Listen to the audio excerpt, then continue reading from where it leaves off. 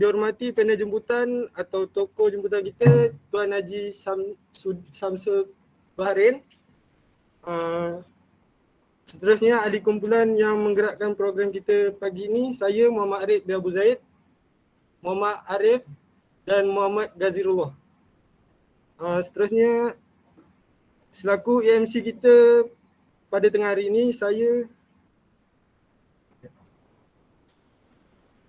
konduktor pertama kita Muhammad Arif, seterusnya konduktor kedua kita Muhammad Ghazirullah. Pada pagi ini sebelum kita memulakan program, marilah kita membaca umum kitab Al-Fatihah. A'udzubillahi minasyaitonirrajim. Bismillahirrahmanirrahim. Alhamdulillahirabbil alamin. Arrahmanirrahim. Maliki yaumiddin. Iyyaka na'budu wa iyyaka nasta'in. Ihdinas siratal mustaqim. Shiratal ladzina an'amta 'alaihim ghairil maghdubi 'alaihim waladdallin. Amin amin ya rabbal alamin. Tanpa melengahkan masa, kita menjemput konduktor pertama kita untuk memimpin program kita pada pagi ini. Dipersilakan Muhammad Ghazirullah. Ahmad Ghazirullah. Assalamualaikum warahmatullahi wabarakatuh. Nama saya Ahmad Ghazirullah.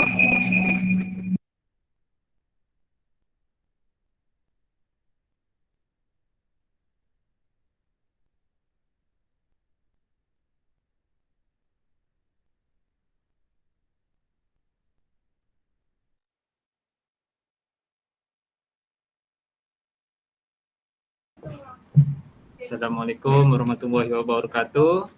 Nama saya Ahmad Ghazirullah. Saya ingin bertanya kepada Tuan, sudah berapa lama Tuan bekerja dalam bidang ini dan boleh tak Tuan ceritakan sedikit tentang perkhidmatan yang ditawarkan oleh pihak Tuan? Terima kasih. Okey. Bismillahirrahmanirrahim. Alhamdulillahirabbil wassalatu wassalamu ala asyrafil anbiya'i wal mursalin wa ala alihi washabihi ajmain.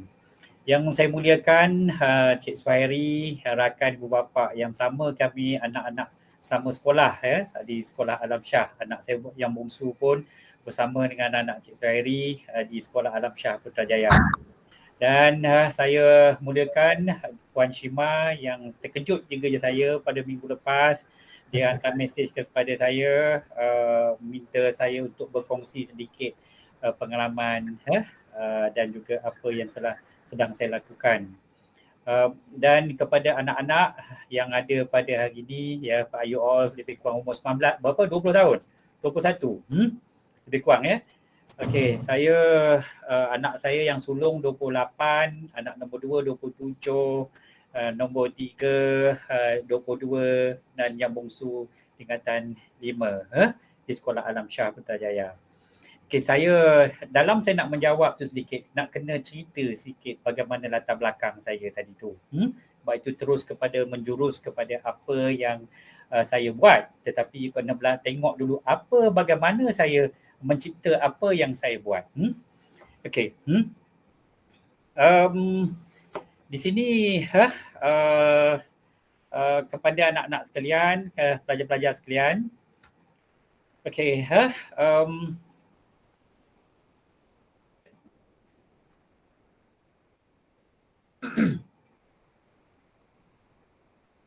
okey, tajuk kita pada hari ini dipanggil Technopreneur. Ya, nama saya Haji Ahmad Syamsul Bahrain, Muhammad Nafiah. Saya ni pendidikan biasa saja. Iaitu saya graduate dulu diploma pengurusan perniagaan pada ITM, ITM Perarau Perlis, daripada bidang pengurusan perniagaan, dan seterusnya umur dah 50 lebih. Sekarang saya umur 57. Umur saya 55, saya baru ambil master saya, Executive Master Engineering Business Management di AEU University. Jadi selepas daripada diploma, saya pun terus memulakan perniagaan saya, bermula daripada bawah. Jadi saya ni tak pernah kerja dengan orang, tetapi saya bermula daripada basic kehidupan saya, iaitu saya mula dengan potong rumput rumah-rumah, cleaning services ya, potong rumput rumah-rumah, kutip kotak di belakang kedai, office cleaning, carpet cleaning, daripada basic dan daripada situ saya meningkatkan diri saya sedikit dengan banyak pengalaman. Saya terlibat dalam bidang supply dan bidang construction, dan akhirnya saya sekarang as a developer, dan dah siap dah pun bangunan yang saya buat, dan sekarang isteri saya dan keluarga saya running stesen minyak Shell di Kelang, dekat dengan GM Kelang. Kalau you all pergi GM Kelang, ada sebuah stesen minyak Shell, ada McDonald kat situ, dan satu lagi Shell di Jalan Haji Sirat Kelang. Itu we run that Shell station since 2017 dan 2012 yang lalu. Tapi dalam industri stesen minyak Shell kita dah 17-18 tahun bermula di Kemaman, Terengganu dahulu. Okey, seperti mana kita tengok tajuk kita Technopreneur, usahawan dalam berteknologi, berteknologi. Pada saya mendefinisikan usahawan berteknologi adalah kita usahawan berilmu, mengikut kepada keadaan semasa. Sekarang ni zaman media, zaman berteknologi, zaman AI, artificial intelligence. Jadi kita mesti mempunyai kemahiran-kemahiran yang ada berteknologi untuk kita maju dalam perniagaan kita. Okey, seterusnya you tengok ini tadi ada yang Puan Shima beritahu saya bahawa ini yang kita nak, graduan yang anak-anak sekalian, adik-adik sekalian, yang pelajar-pelajar sekalian adalah bakal bergraduan. Graduan sama ada saya difahamkan dalam electrical Jadi kita pada saya graduan berilmu teknologi. Kita mestilah mencipta kejayaan di dunia dan kejayaan di akhirat. Balance mesti berdunia dan akhirat. Bukannya aja kita kejar dunia sahaja ataupun kita kejar akhirat sahaja. Kita kena balance. Kita kena kedua-duanya. Cemerlang di dunia dan nanti kita bahagia di akhirat nanti. Please take note apa yang saya katakan ni pilih tulis. Sebab apa nak salah satu untuk berjaya adalah mencatat apa yang ditulis. Because you all tak dapat dua kali apa yang saya perkatakan. Dengan usia saya yang dah 57 tahun dan saya dah 35 tahun dalam dunia perniagaan, saya melalui proses-proses ni semua. Jadi kata-kata ataupun apa yang saya ucapkan adalah berdasarkan pengalaman, berdasarkan apa exposure yang saya telah lakukan. Saya bukannya pensyarah atau motivator. Motivator saya tidak. Saya adalah melalui usahawan yang melalui pengalaman dari bawah untuk mencipta kejayaan. Saya bukannya datang pada keluarga politik, saya bukannya datang daripada keluarga orang kaya raya, saya bukan daripada yang berharta, tetapi saya daripada orang biasa. Yang saya amalkan adalah seperti mana yang atas. Saya graduan yang berilmu, yang menggunakan teknologi, yang mencipta kejayaan di dunia dan kejayaan untuk di akhirat nanti. Balance. Jadi, okey. Seperti mana apa yang akan saya perkatakan adalah balik kepada unsur apa yang saya nak, isi-isinya adalah ada yang saya nyatakan dalam poin ini. Bertanggungjawab sosial kita dalam masyarakat dan komuniti teknologi. Pembelajaran sepanjang hayat dan pengurusan maklumat. Ya tengok tadi saya diploma saya umur saya 20, tetapi saya mendapat master saya umur 55. Pun pembelajaran saya sepanjang hayat. Saya buktikan saya diploma tetapi saya bekerja, saya berusaha, dan tetapi umur 55 pun masih lagi saya ambil kepada master. Dan sekarang pun masih lagi belajar. Apabila saya bercakap dengan anak-anak sekalian, pelajar-pelajar sekalian, sebenarnya saya pun masih belajar. Belajar menghayati, belajar menghargai, belajar untuk berkongsi, belajar untuk bersyukur dengan apa yang Allah berikan kepada saya. Kita sentiasa belajar. Okey, kemudian balik pentajuk tu, kemahiran usahawan teknologi dan kemahiran pengurusan. Ini amat penting. Kalau kita tidak ada kita up to date kan diri kita dengan apa yang ada persekitaran kita. Zaman sekarang semuanya media, semuanya teknologi, artificial intelligence. Kalau kita tak updatekan diri kita, kita akan tertinggal ke belakang. Kalau kita jadi usahawan, arkitek contohnya, profesional arkitek, kita mesti mahir dengan printing, kita mahir dengan teknologi melukis sebagainya. Right, kalau kita catering dengan mesin-mesin yang terbaik guna teknologi. Dan paling penting adalah kemahiran pengurusan. Kalau you pandai akademik saja tetapi jika tak pandai mengurus diri, mengurus keuangan, mengurus masa, mengurus masalah, mengurus persekitaran kita, kita akan gagal. Dan yang akhirnya berbalik-balik keseluruhannya nanti kita akan tengok kepada cemerlang di dunia ni, bahagia di akhirat. Letakkan dalam kepala anak-anak sekalian. InsyaAllah kita nak capai kejayaan yang terbaik, tapi jangan lupa kita menuju destinasi kita yang terbaik iaitu di akhirat nanti. Apa gunanya kita kaya, kita kaya tetapi kita di akhirat nanti kita orang yang miskin, miskin tidak miskin dan segala-galanya. Tapi biarlah kita kaya di atas muka bumi ini nanti juga, muka bumi ini juga, dan juga kita akan kaya di akhirat. Simple. Kita naklah caranya kita bekerja dengan cara kerja yang betul, yang ikhlas, yang baik, yang rezeki halal barakah, yang boleh kita jadikan ia sedekah. Kerana sedekah itu mengkayakan kita untuk kita kaya pelaburan kita di akhirat nanti.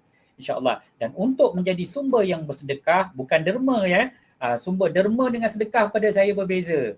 Derma mungkin duitnya datang daripada sumber yang tidak halal. Daripada komisen, daripada penipuan, daripada pelbagai taktik yang sumbernya tak betul.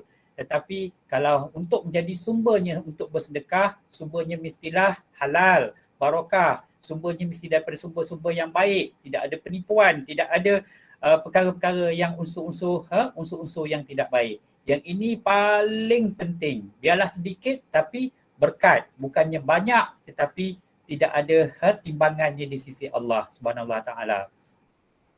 Okey, balik-balik ini dia yang basic yang mesti ada kepada semua orang. Dalam yang anak tadi yang bertanya soalan tadi, bagaimana bermula? Ianya bermula dengan impian saya. Apabila umur saya 20 lagi dah saya nak jadi jutawan. Saya ingin menjadi orang yang kaya. Sebab apa? Saya ingat kepada Rasulullah sallallahu alaihi wasallam. Rasulullah adalah orang yang kaya, tetapi dia hidupnya zuhud. Sahabat-sahabat Rasulullah, Abu Bakar, Osman, Ali semuanya kaya raya, tetapi kehidupan mereka adalah biasa, zuhud. Tu gambar saya yang kiri sekali tu. Ini adalah saya dengan sahabat saya yang sekarang ni pengarah bomba negeri Sarawak. Waktu tu ketika gambar diambil, dia adalah pengarah bomba negeri wilayah Persekutuan, sama belajar di ITM dulu. Kami mempunyai vision yang sama-sama untuk berjaya yang terbaik. Sama umur, sama belajar di ITM, dia vision dia untuk berjaya terbaik di dalam jabatan bomba. Saya vision saya adalah untuk terbaik dalam dunia perniagaan atau kejayaan saya. Dan itu adalah pada tahun 2011 gambar tu. Itu adalah model contoh bangunan yang sekarang yang saya tinggal duduk di atas sekali. Itu Expression. Tengok latar belakang tu, belakang ni adalah gambar Expression bangunan tu. Dan ini bangunan dia dah siap, yang sekarang dah disiapkan gambar tengah-tengah tu. Dan di bahagian atas sekali tu adalah tempat tinggal saya sekarang. Ini rumah saya di tingkat 50 ni sekarang. Dan swimming pool ada nampak tu, dan pemandangannya adalah 360 darjah Kuala Lumpur. Dan insyaAllah, alhamdulillah, ini merupakan satu-satunya rumah orang Melayu Islam yang tertinggi di Bandaraya Kuala Lumpur. Alhamdulillah. Jika saya boleh buat, anda pun boleh buat. Anda ada anak pelajar pun juga buat. Tapi kenalah nanti ikut cara apa yang saya katakan nanti. Dan inilah pemandangan dua blok bangunan ini yang ada sebenarnya ada cerita di baliknya. Di bangunan ini dinamakan Menara Inspirasi. Menara Inspirasi saya, dan dikomersialkan dengan nama Expression, ekspresi saya, Expression Professional Suite. Sekarang kebanyakan unit-unit 447 unit telah terjual. Dan pemilik-pemiliknya adalah international people. 70% daripada luar negara, Jepun, Hong Kong, Taiwan, Australia, Brunei, Indonesia, dan mereka menyewakan, memberi agensi yang untuk running as Airbnb. Jadi you all boleh tengok dekat website, nak merasa tinggal kat sini, boleh check pada Expression, EXPRESSIONZ, Expression. Itu Jadi hasilnya inilah hasil impian saya dahulu yang bermula daripada umur saya 20-an menjadikan impian saya dan I work through for that. Dan step by step. Bukannya terus-terus dapat. Jadi yang macam anak-anak sekalian, pelajar-pelajar sekalian, you all ni dulu sama macam saya. Tak ada bezanya. Okey, Jim, macam mana Jim? Dia tak ke kita masuk sini.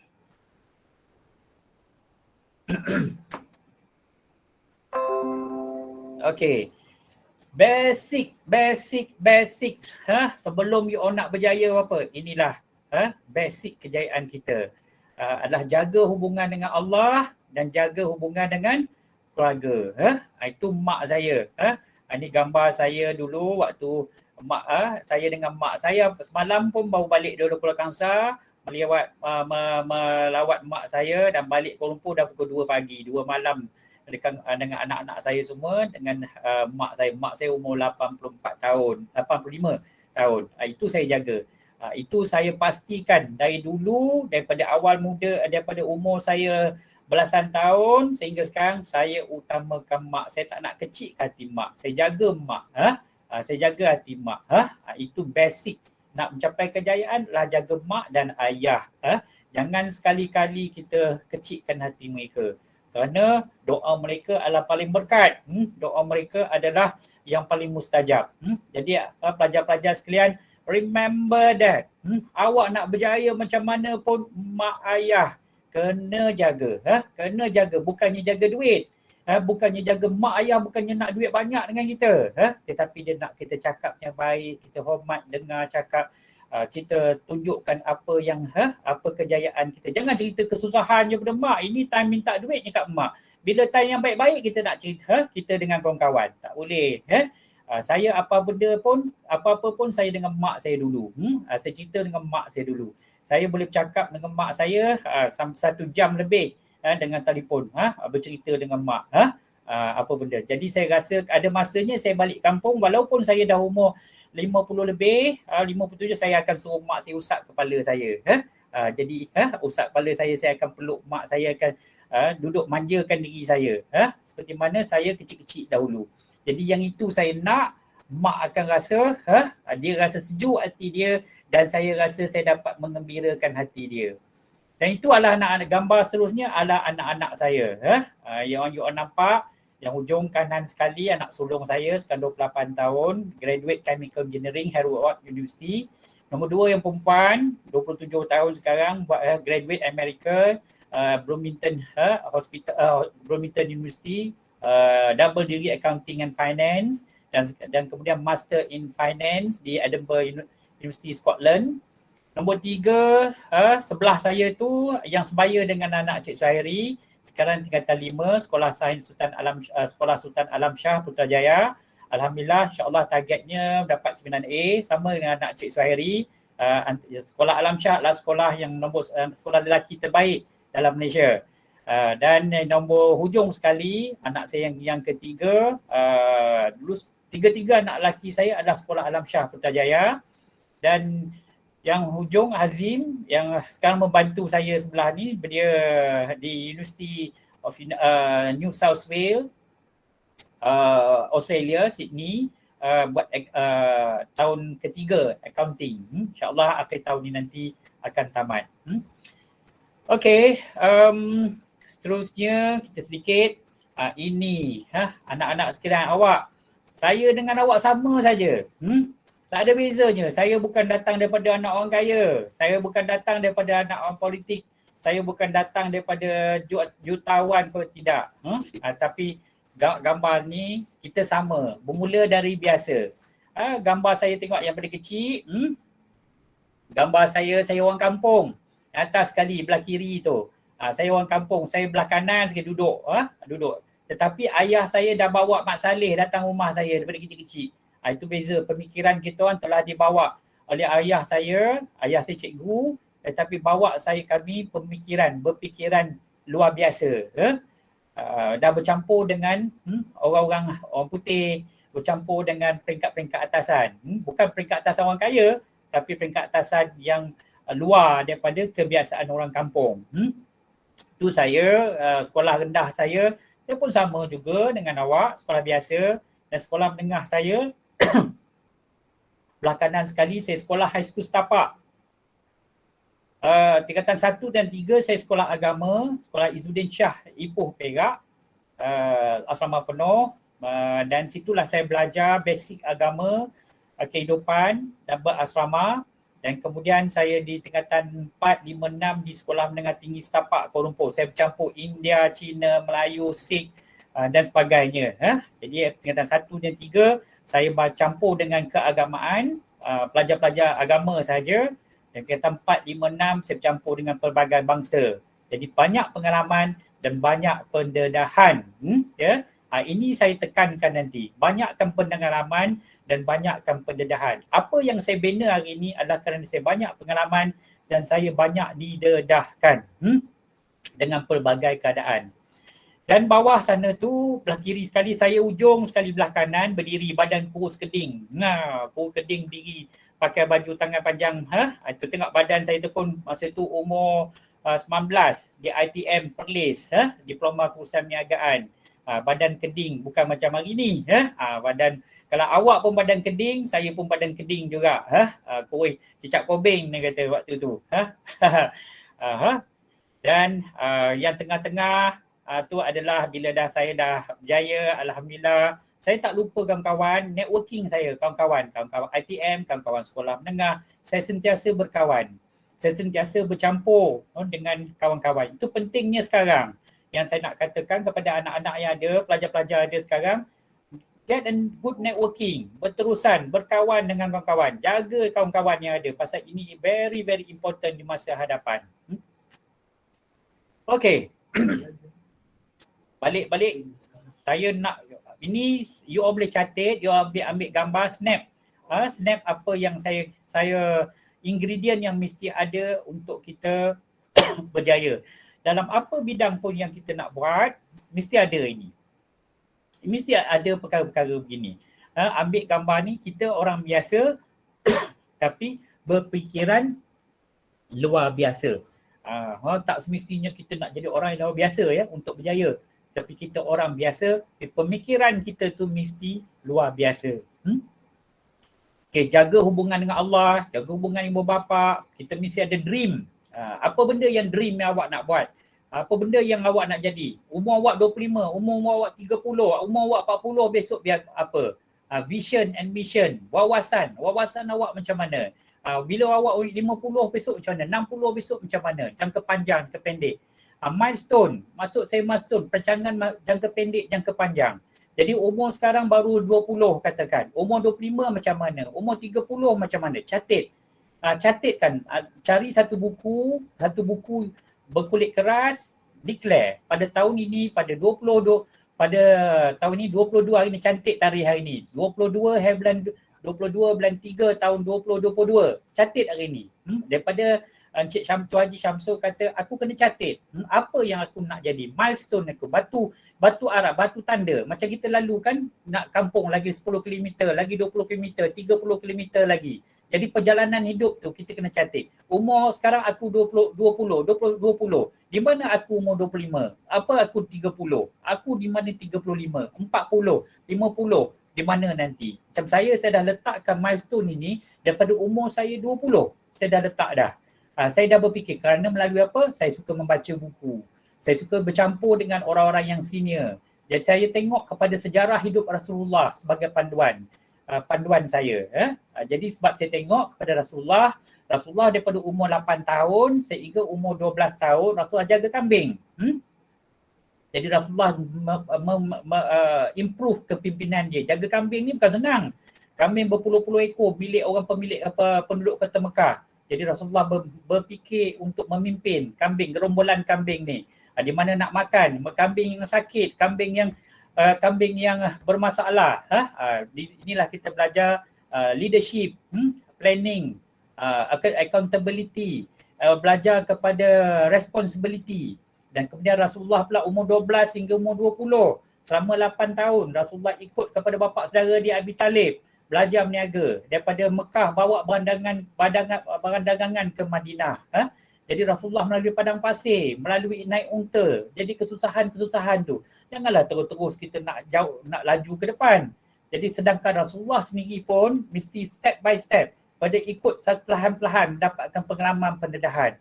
Ini kita baru graduate, baru sebulan, baru 5 bulan nak graduate, nak jadi jutawan. Mana boleh? Tak boleh kan? Sedangkan Rasulullah manusia yang terpilih tu pun melalui step by step. Jadi awak kena tulis buku tu di mana milestone-nya, perancangan jangka pendek dan jangka panjang, dan nanti akan improve. Tulis declaration ada dekat situ. Dan step by step tadi tu, kalau daripada bawah, kalau katakan awak nak jadi usahawan electrical, kontraktor elektrik, di mana lepas graduate ni nanti ambil sijil apa? Sijil pendawaian, sijil wireman, sijil jana kuasa sebagainya kan. Jadi upgrade step by step dengan satu. Jangan terus nak terus jadi ambil kontrak besar. Tak boleh. Kejayaan berdasarkan peringkat umur, banyak pengalaman, bina networking, jaga kepribadian dari awal. Ini penting sebab hari ni siapa awak, kalau awak hari ni curi duit kawan akan ingat sampai akan datang. Umur 40 besok awak kawan akan ingat kau dulu curi duit aku. Dia ni tak boleh. Dia ni akan menipu aku dulu. Jadi jangan buat perkara yang tak baik daripada peringkat umur-umur baik, umur-umur macam ni. Jaga kepribadian. Ingat Rasulullah dulu, Rasulullah dipanggil Al-Amin di kota Mekah. Rasulullah dikenali sebagai seorang pemuda yang mulia dan akhirnya dihormati di kota Mekah. Jadi anak-anak pelajar-pelajar sekarang, peringkat umur baik lelaki baik perempuan, jaga diri. Contoh kalau yang perempuan, jangan ambil gambar dengan boyfriend rapat-rapat sangat. Nanti tiba-tiba awak tak jadi dengan boyfriend tu sampai bila-bila orang akan nampak dia ni pernah bergambar rapat dengan boyfriend tu. Boleh diungkit. Sama juga lelaki. Janganlah pula awak hari ni buat perkara yang tak elok. Sebab apa? Ini akan merosakkan peluang-peluang masa akan datang. Ini berdasarkan pengalaman saya. Berhati-hati dan bina kepribadian yang baik dari awal.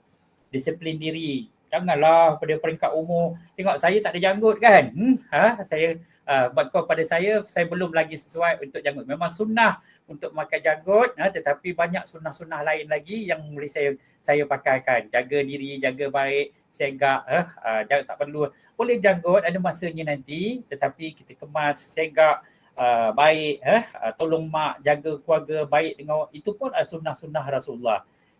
Seperti mana kita tahu, dalam kita mesti mengikut kepada sunnah, sirah, hadis Rasulullah, apa yang Rasulullah lakukan kita buat, tapi tengok kepada yang terbaik untuk sesuai dengan keadaan diri kita, dan kita sentiasa mengikut sunnah-sunnah yang ada. Mungkin satu hari besok lagi, sekarang saya belum lagi 60, mungkin 60 lebih besok saya mula ada janggut kan, insyaAllah. Okey, tingkatkan ilmu dan suka membaca, sentiasa reading. Iqra' bismi rabbikal ladzi a'la. Ini yang Rasulullah apabila di Gua Hira, malaikat dah suruh Iqra', bacalah. Jadi orang yang nak berjaya, baik tengok Tun Mahathir, baik sesiapa pemimpin negara, sesiapa usahawan-usahawan dunia macam mana pun, mereka adalah orang yang suka membaca. Sebab apa? Membaca ada meningkatkan ilmu, pemikiran kita. Membezakan diri kita dengan orang lain adalah cara kita berfikir, bukannya duit. Because duit boleh datang daripada sumber-sumber yang tak betul. Tapi kalau kita dapat duit banyak, tak tahu nak urus duit pun tak boleh. Jadi bagaimana kita nak mengurus duit, bagaimana nak dapat duit yang terbaik adalah dengan cara membaca keuangan, pengurusan, kepimpinan dan sebagainya. Okey. Jadi sentiasa tingkatkan ilmu, pergi kursus-kursus, pergi lepas ini habis daripada kejuruteraan electrical ke tempat yang you belajar ni, lepas ni tingkatkan lagi, tingkat dengan diploma, tingkatkan CJ lain, tingkatkan ijazah, tingkatkan kepada master. Di masa sama bekerja. Jadi kalau saya sendiri pun boleh sambung belajar lagi, saya ikuti pelbagai kursus, kenapa yang adik-adik, anak-anak sekarang tak boleh?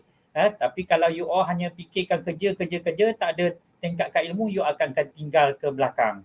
Jadi sentiasa improve yourself in terms of knowledge, education, improve. Itu akan meningkatkan diri kita sendiri. Rasulullah sendiri berdamping dengan orang-orang yang berilmu. Dan sentiasa Rasulullah mengingatkan kita sentiasa menghargai guru-guru kita. Dan last sekali tu melabur jangka panjang. Pelaburan jangka panjang. Pelaburan jangka panjang maksud saya sini bukan hanya kepada duit, tetapi apa kerja yang awak buat. Kerja yang buat bukannya hanya nak duit, tetapi banyakkan pengalaman. Rasa, lalui, kena tipu, lalui susah payahnya, lalui bagaimana peritnya, supaya nanti awak boleh dah tahu apa benda yang dilakukan. Kalau dalam bisnes dikatakan know the trick and the trade of the business. The trick and the trade. Maksudnya the trick of the business tu apa penipuan-penipuan yang berlaku dalam urusan perniagaan itu. Apa yang boleh mempercepatkan, apa yang melambatkan, apa yang menjimatkan dalam perniagaan itu. The trick and the, bagaimana orang menipu, bagaimana supplier menipu, bagaimana pembeli menipu, bagaimana pekerja menipu, bagaimana kita nak dapat yang terbaik. The trick, itu sebabnya kita mesti melalui bidang yang kita buat, melalui dari bawah. Start daripada bawah, bukannya terus-terus nak ke atas. Jadi the trade of the business, di mana nak dapat supplier terbaik, di mana dapat pembekal, pengilang dia yang terbaik. Jadi kita akan dapat the best cost dan the best product. Barulah kita dapat hasilkan kualiti kepada apa yang kita hasilkan. Dan melabur juga adalah bukannya hanya melabur keuangan, tapi melabur dalam bentuk ilmu kita, agama kita, keluarga kita. Kita mestilah cari nak berlaburan, nak dapat keluarga terbaik. Girlfriend pun mestilah yang terbaik. Kan? Bukan pakai tangkap je. Kalau yang perempuan tengoklah bakal boyfriend, bakal suami awak besok. Dia ni macam mana kan? Tengok latar belakangnya. 4 perkara yang Rasulullah suruh. Agamanya, keturunannya, rupanya, kebijaksanaannya. Betul tak Cik Syari kan? Bukannya pakai tangkap je. Beritahu kau tak bolehlah jadi boyfriend aku. Kau merokok. Tebal sangat. Boleh merokok sikit-sikit. Social smoker. Tetapi kalau kau dah heavy smoker, ayalah kau mati cepatlah. Nanti aku susah nak jaga kau paru-paru. Engkau ni kaki lepak sangat. Malam-malam pergi. Macam mana nak jadi suami aku? Engkau ni tengah malam kau sepatut duduk kat rumah. Tapi kau dah biasa pergi duduk malam-malam pergi melepak. Besok pening kepala aku jaga. Sama juga yang lelaki pula. Macam mana aku nak jadikan engkau isteri aku? Engkau ni berbelanja mewah sangat. Aku tak mampulah. Engkau punya maintenance tinggi sangat. Macam mana aku nak ni? Engkau ni sosial sangat lah. Terlampau banyak sangat. Engkau punya boyfriend, girlfriend kau. Jadi ini yang semuanya yang termasuk juga dalam pelaburan. Sebab apa pentingnya partner dalam kehidupan kita. Partner dalam kehidupan kita adalah penting. Sebab Rasulullah berkahwin dengan Siti Khadijah. Rasulullah berkahwin dengan anak Sayyidina Umar dan Sayyidina Osman. Jadi siapa yang bakal keluarga kita tu akan juga penting untuk jangka masa hadapan kita. Bukan pakai tangkap muat je, tak boleh. Okey, saya sebut sedikit.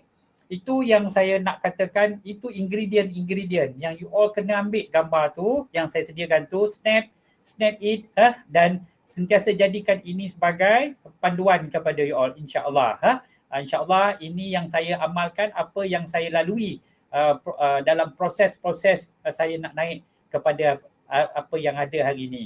My first million is my age is 32. Umur saya 32 tahun, 1 juta saya pertama. But to maintain and sustain is not easy. Pasal nak dapatkan yang halal, yang barakah, itu bukannya mudah ya. Pasal nak sumber-sumber yang tak betul tu mudah. Boleh tipu, boleh nanya orang, boleh fikir diri sendiri. Tetapi yang kita nak adalah yang barakah tu, cabarannya insya-Allah boleh kita lalui. Dan Allah seperti mana dalam surah ayat 1000 dinar yang selalu kita sebut, waman yattaqillah yaj'al makhraja, ayat 1000 dinar mengatakan apabila engkau bertakwa, aku akan berikan kepada engkau rezeki, jalan yang tidak engkau sangka-sangkakan. Jadi yakin dengan usaha kita, buat kerja yang terbaik, berilmu, beramal, lepas itu kita bertawakal, bertawasul, berdoa, jaga mak ayah, pasti Allah akan jaga kita. Itu janji Allah, bukan janji saya. Dan kita yakin dengan dia, Dan kita tak compare diri kita dengan orang lain. Jangan sekali-sekali kita compare dengan orang lain. Maksudnya dengan orang kaya, dengan orang politik, dengan orang, jangan compare. Tapi kita buat yang terbaik untuk mak kita, untuk diri kita, dan sentiasa buat kebaikan pada orang lain, pasti kita akan dapat kejayaan yang terbaik. Dan itulah barakah, dan yang paling penting, malam kita tenang tidur.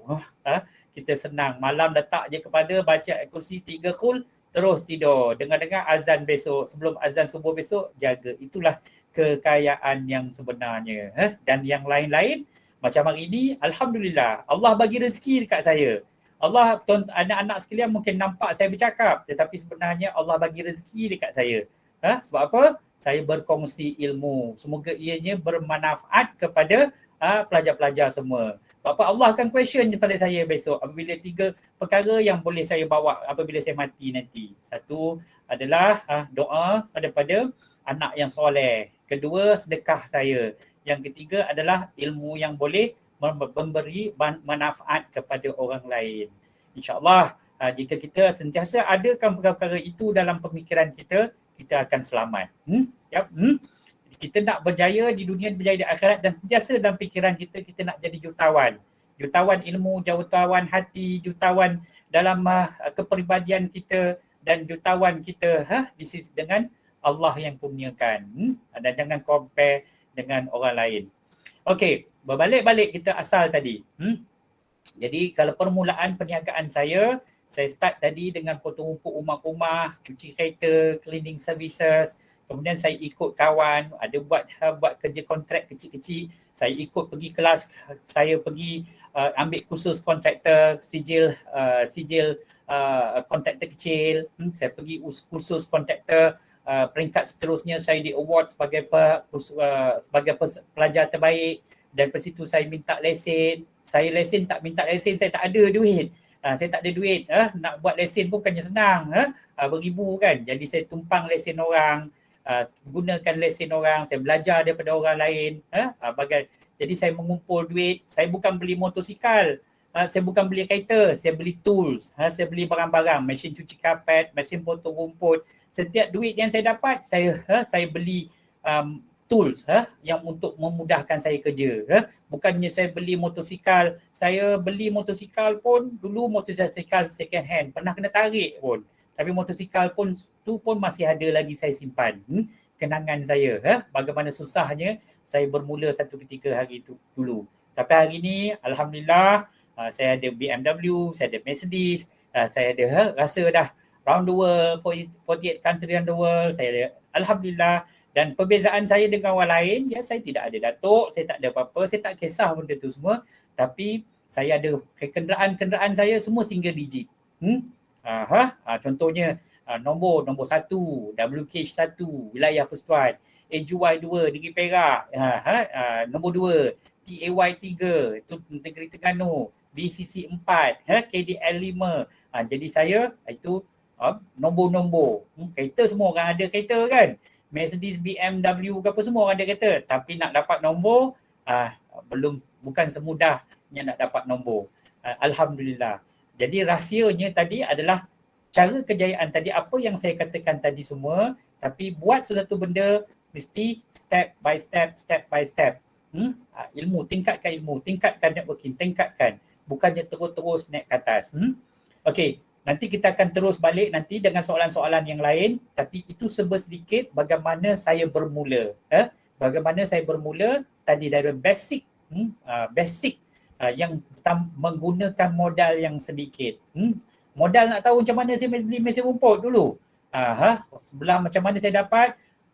Saya balik kampung, saya baru graduate, baru habis belajar ITM 2 minggu.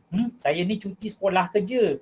Tingkatan 3 lagi cuti kerja. Kerja kedai elektrik lah, kerja kedai makan lah, kedai basuh pinggan, kedai jaga dekat gerai.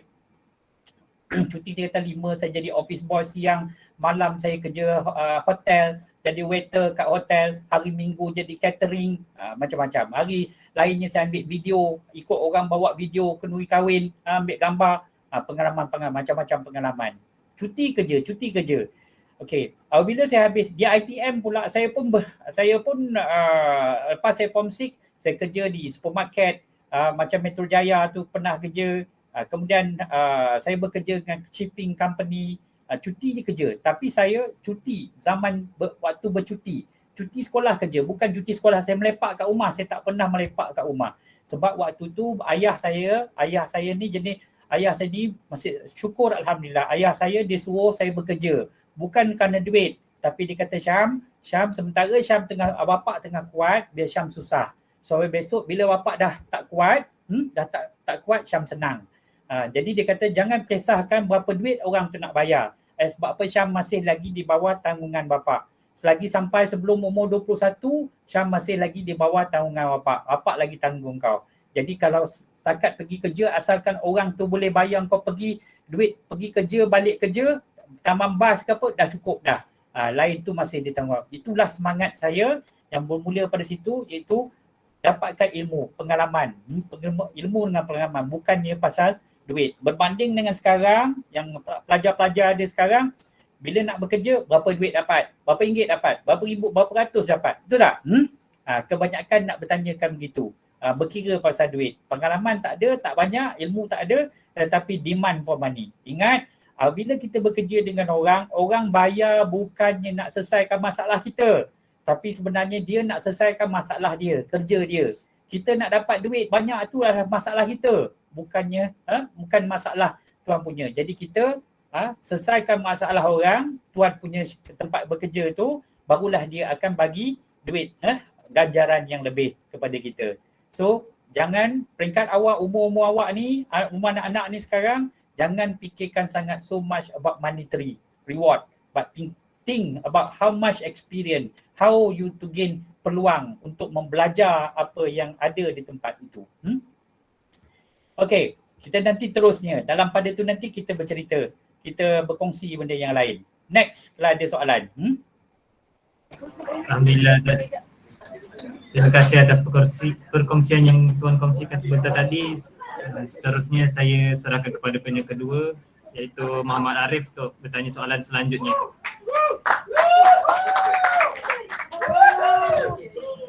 Cima, okey tak Cima? Okey. Okey. Assalamualaikum. Nama saya Muhammad Arif. Okey. Arif. Saya ingin bertanya macam mana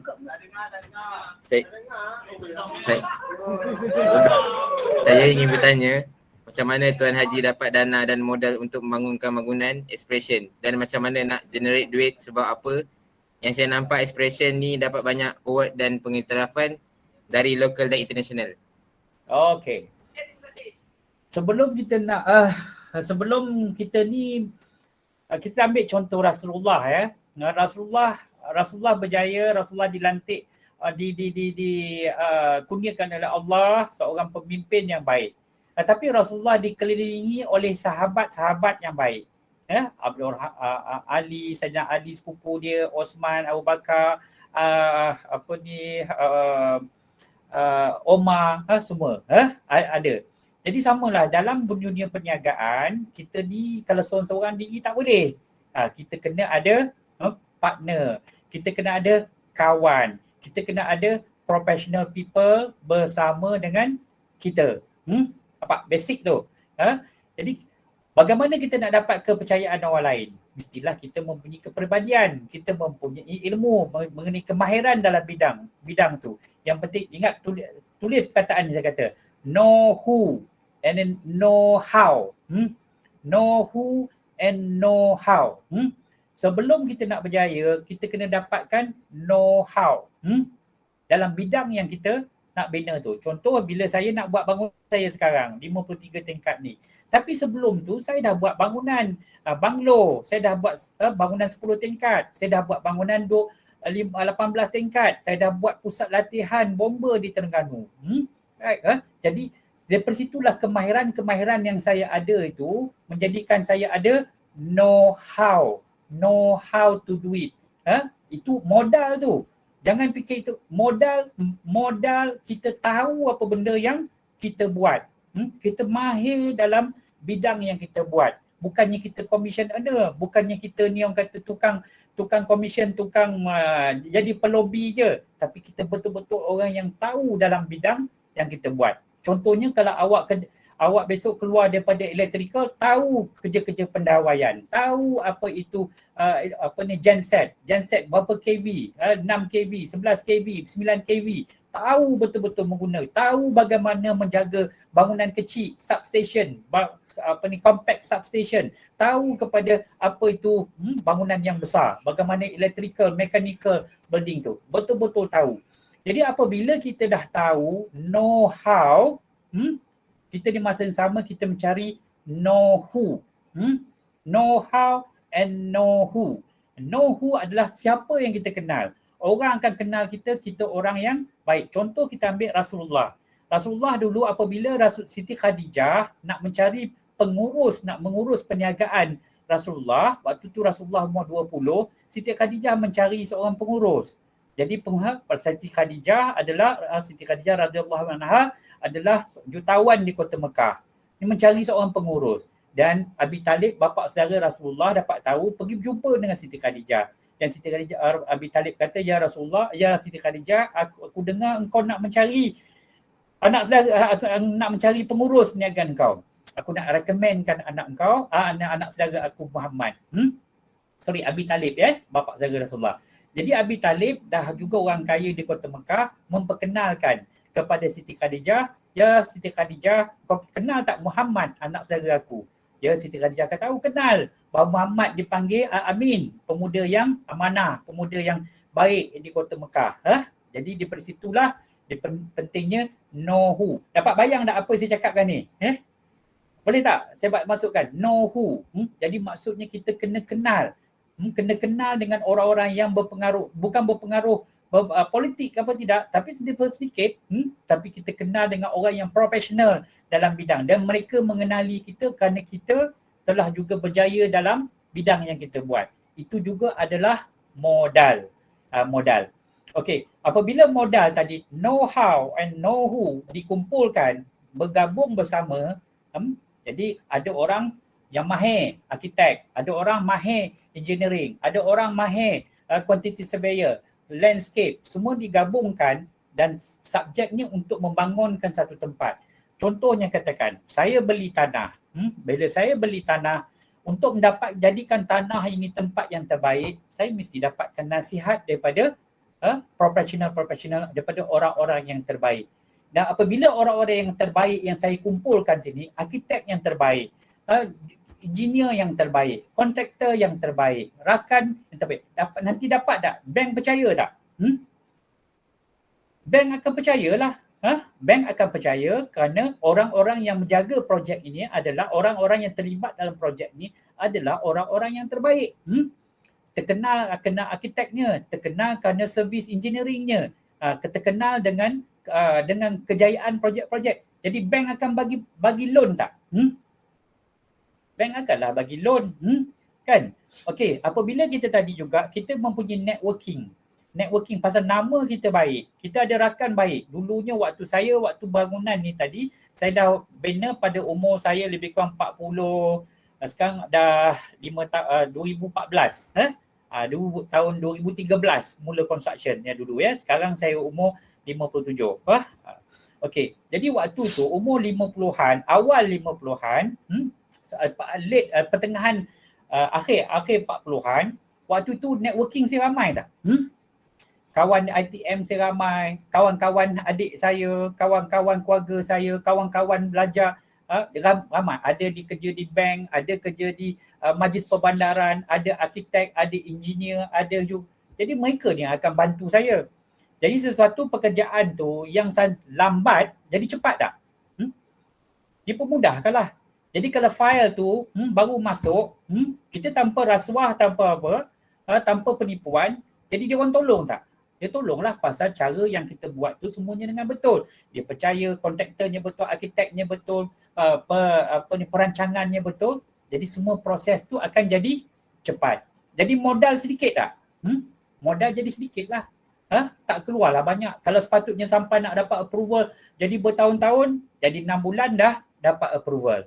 Jadi semua cepat kerana networking tadi. Tanpa lillahi ta'ala, tanpa rasuah. Tanpa melibatkan under table sebagainya. Tetapi kerana professionalism. Jadi apabila kita dah dapat approval sebagainya, dapat nilai harta tanah naik tak? Jadi tanah tadi yang sebelumnya tidak harganya biasa, tapi apabila dah dapat kelulusan approve, naik tak harga? Dah dapat kelulusan meninggi, dapatkan harga nilai bangunan, dah naik harga. Bila dah naik harga dah naik, bank ada nilai tak pada bank? Because tanah tu telah dapat approval, dia boleh dibangunkan bangunan.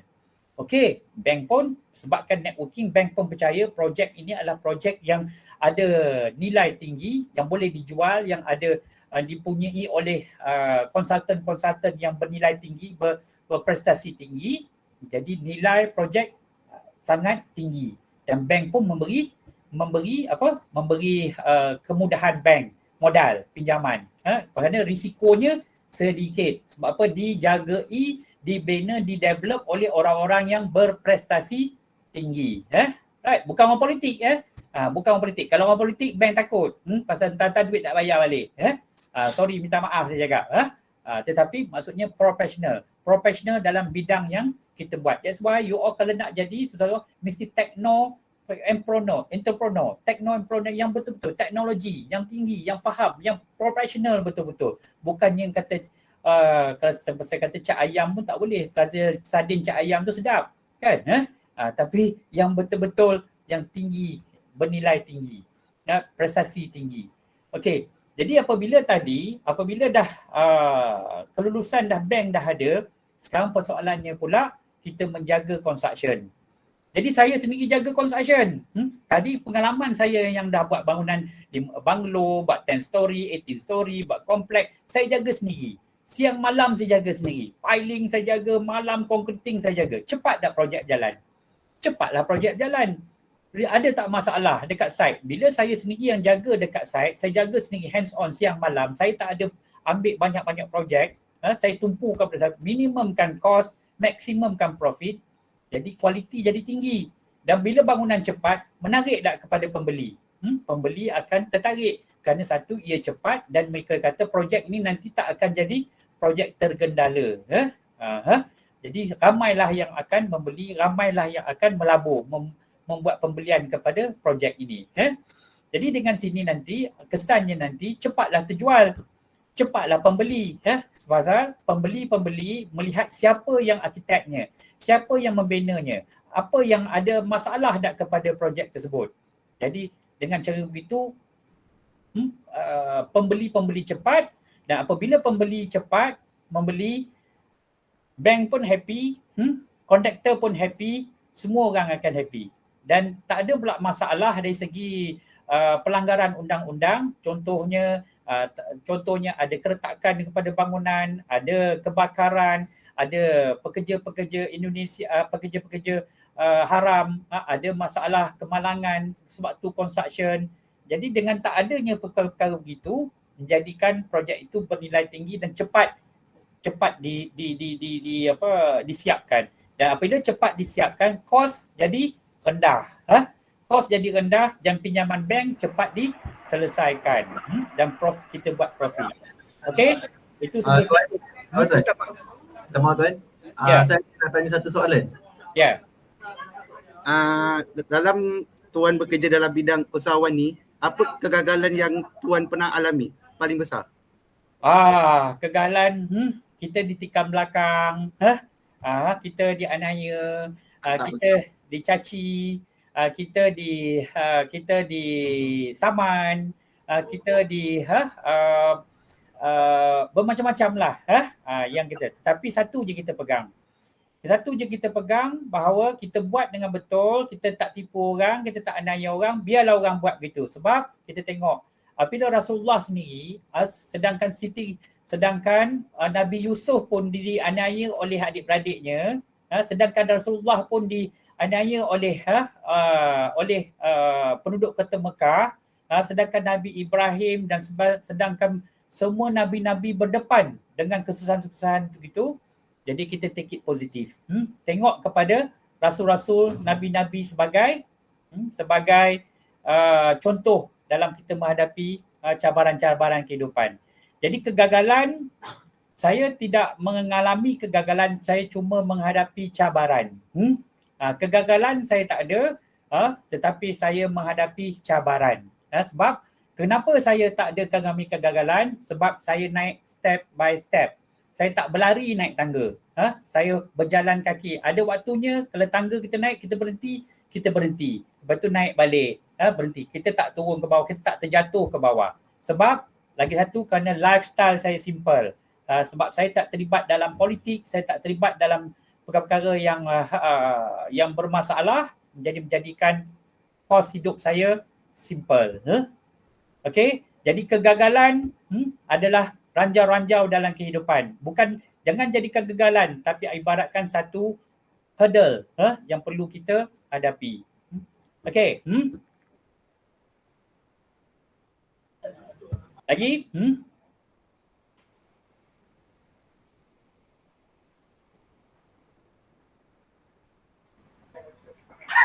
Okey tuan, tu saja yang konduktor kita ingin tanyakan. Nampaknya kita sudah berada di penghujung program Temu Bual pada tengah hari ini. Sebelum kita menutup program ini, sebelum kita menutup program kita pada tengah hari ini, saya ingin mengucapkan ribuan terima kasih kepada Ketua Pengacara Program Puan Nur Syaimah kerana telah menjemput kerana jemputan kita, Tuan Haji Ahmad Syamsul Bahrain, dan tidak lupa juga kerana sudi memberi sedikit tips atau nasihat kepada kami mengenai keusahawanan. Dan tidak lupa juga kepada ahli kumpulan saya Muhammad Arif dan Ahmad Ghazi kerana berjaya menjayakan program ini pada tengah hari ini. Kemudian kita menutup program ini, marilah sama-sama kita membaca surah Al-As. Bismillahirrahmanirrahim. Wal as'inal insana fi khusr illa allazina amanu bis-salihati wa tawassaw bil haqq wa tawassaw bis-sabr. Okey, last kali nanti Puan Shima, Cik Syuairi boleh arrangekan maybe grup-grup kecil boleh datang ke sini, saya bawa ke rooftop ke atas ni melihat boleh insyaallah. InsyaAllah, terima kasih kepada semua yang sudi mendengar perkongsian saya, dan saya mohon di atas mungkin terlebih cakap, tidak ada niat unsur saya untuk riak, untuk takbur, bongkak di sini, tetapi sungguhnya saya ingin berkongsi segala pengalaman bagaimana menunjukkan bahawa kita boleh berjaya, tetapi kita jadilah orang yang biasa tetapi berfikiran luar biasa, dan kita sentiasa ingat kepada Allah, keluarga kita. InsyaAllah Allah tidak lupa kepada janji-janjinya. Yang memungkiri janji adalah manusia itu sendiri, dan Allah tidak sekali-sekali memungkiri janjinya. InsyaAllah. Okay. InsyaAllah kita jumpa lagi one day. Cik Syahri, come over. Bring your son to my place. Minta maaf Cik Syahri, lebih cakap. Okay. Tak, very kata orang tu memberi inspirasi lah. Thank you very much Cik Syam. Ya, insyaAllah. Terima kasih. Alhamdulillah. Okay. Terima kasih semua.